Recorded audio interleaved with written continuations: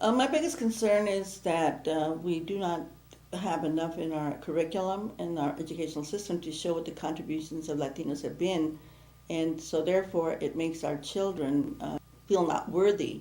They read about European history, about the colonization of the Americas, of course, which they are the colonized, and of course it creates a very big inferiority complex among the Latino students.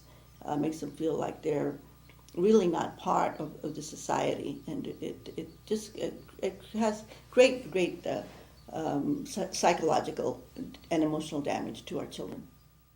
We definitely need more Latino teachers that are sympathetic to the needs of the students, that can understand the various and different ways that they learn. First of all, our whole public educational system needs to be improved in terms of teachers need to have higher wages to begin with, but then they also have to be taught. You can't really ask teachers to teach something that they don't know. And when teachers do not know what the contributions of the Latinos have been to our society, it's very hard for them to teach it. So, there's just many levels at which the whole educational system needs to be improved in order to be able to better serve our Latino children. And they need to be taught also bilingually. They need to be taught in the Spanish language.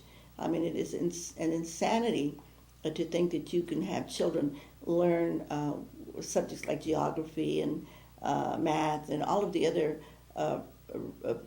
prerequisites that they need, say, to go on to college in a foreign language, which to many of the new immigrant children is English, is a foreign language to them. So while they need to also be taught English correctly, how to read and write English, but they also need to be able to learn all of the other subjects in their own native language, while at the same time that they're being taught English. And to try to teach Spanish-speaking children only in the English language is doing them an incredible disservice. And I, for one, was lucky enough to have been born in the state of New Mexico, which by the nature of its constitution is a bilingual state. And so in my early kindergarten, first grade classes, we went back and forth from English to Spanish very naturally, and I can still do that to this day. Our whole educational system is a very militaristic system.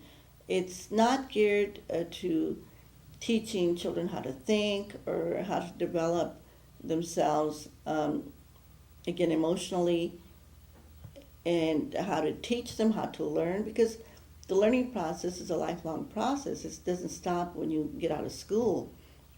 And instead, our educational system is geared to rote remembering and repeating, but not critical thinking.